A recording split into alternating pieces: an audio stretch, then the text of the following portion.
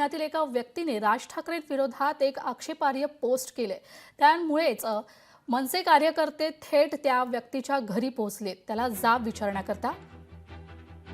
पुण्यातील एका व्यक्तीकडून राज ठाकरेंच्या विरोधात वादग्रस्त ट्विट करण्यात आले। तर संतप्त मनसे कार्यकर्ते व्यक्तीच्या घरी गेलेत। तर आपण थेट जाऊयात, अमोल धर्माधिकारी या परिस्थितीचा आढावा घेत आहेत। अमोल, काय अधिकची माहिती?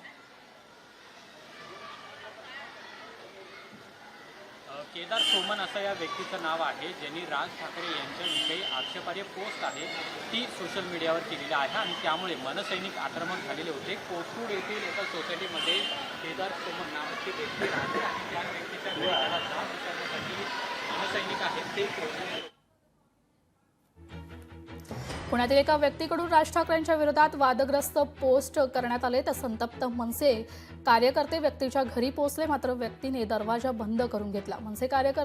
संतप्त मनसे कार्यकर्ते त्या व्यक्तीला जाब विचारण्याकरता त्याच्या घरी थेट पोहोचले, मात्र त्या व्यक्तीने या कार्यकर्त्यांना काहीच दाद दिली नसल्यामुळे पुणे पोलिसांनी या घटनास्थळीची दखल घेतली आहे।